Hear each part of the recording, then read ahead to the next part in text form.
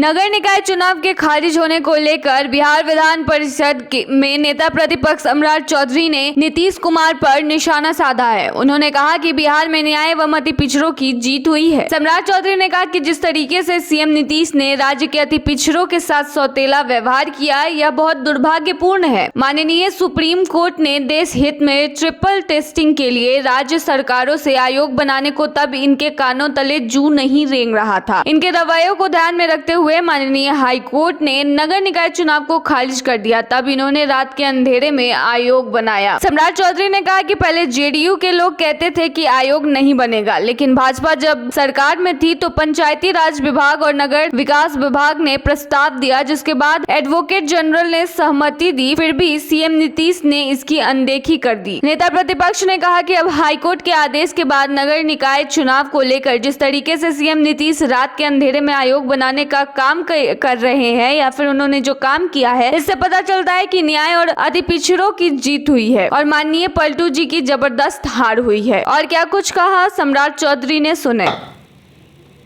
ये लोग फिर अति पिछड़ा के साथ अन्याय करने की तैयारी कर रहे हैं, उनका शोषण करने की तैयारी कर रहे हैं कि जो जिनको अध्यक्ष बनाया गया, मेदांता के हॉस्पिटल में उनका बाईपास सर्जरी होता है और वो कैसे फिजिकली पूरे बिहार घूमकर एक एक यूनिट का पूरा जांच करेंगे।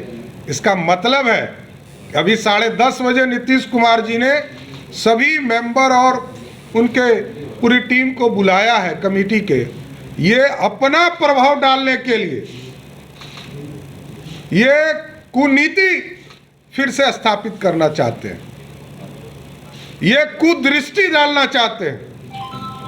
मैं आगाह करना चाहता हूं नीतीश कुमार जी को और पूरी महागठबंधन की सरकार को कि आप इस तरह अति पिछड़े के साथ खिलवाड़ नहीं कर सकते। जो व्यक्ति अभी बीमारी से तुरंत निकला हो, जिसका ऑपरेशन हुआ हो, वो आयोग का अध्यक्ष कैसे हो सकता है?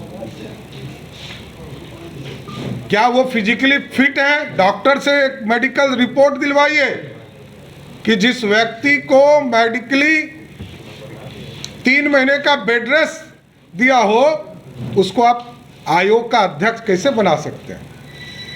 ये अति पिछड़े समाज के लिए एक तरह से नीतीश कुमार जी जिस तरह लगातार शोषण कर रहे हैं, ये शोषण का प्रतीक दिखता है और इस तरह का अपमान अति पिछड़ा समाज नहीं सहेगा। आप लगातार अति पिछड़ों के साथ अन्याय कर रहे हैं। आज बिहार में उच्च न्यायालय को हम धन्यवाद देना चाहते हैं, जिनके आदेश के बाद माननीय सर्वोच्च न्यायालय को धन्यवाद देना चाहते हैं कि जिनके आदेश के बाद मजबूर होकर नीतीश कुमार को आयोग का गठन करना पड़ा, लेकिन आयोग का गठन हुआ।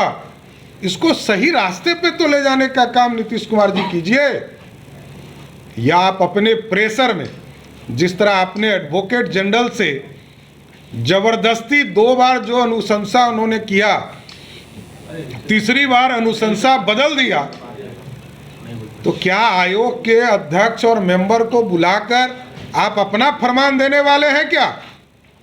ये पूरा प्रतीक होता है कि ये अपना आदेश देने वाले हैं कि हमने मुख्यमंत्री के तौर पर आपको नियुक्त किया, इसलिए हम तो आग्रह करेंगे कि पटना उच्च न्यायालय के मॉनिटरिंग में और पटना उच्च न्यायालय के रिटायर्ड जस्टिस के द्वारा जो आयोग का गठन किया जाए, जिससे कि ये पूरी समीक्षा करके तुरंत आरक्षण के साथ चुनाव कराने का काम किया जाए। लगता है कि रबर स्टैंप लोगों को बनाया गया है ताकि अपने से रिपोर्ट बनाकर। देखिए, वो अब मुख्यमंत्री जी स्वयं रबर स्टाम्प हो चुके हैं बिहार में। बिहार में लालू प्रसाद जी के रबर स्टाम्प है नीतीश कुमार जी, तो वो अब उनकी आदत हो गई है कि सब रबर स्टाम्प बन जाए, जिसलिए हमने तो सीधा आरोप लगाया कि राज्य निर्वाचन आयोग को जिस तरह इन्होंने रबर स्टाम्प के तरह यूज किया और जबरदस्ती चुनाव की घोषणा कराई, इससे तो पूरा प्रतीक होता है कि इस आयोग का गठन भी